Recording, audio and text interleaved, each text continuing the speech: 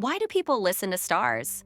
Well, imagine stars are like big, shiny radios in the sky. They send out invisible music called radio waves. Scientists use special ears called telescopes to listen to this music. But here's the twist sometimes they hear a star sneeze. It's not really a sneeze, but a big burst of energy. These sneezes help scientists learn secrets about the universe. So, next time you look at the stars, remember they're not just twinkling, they're singing and sometimes sneezing. Like, comment, and subscribe for more fun facts.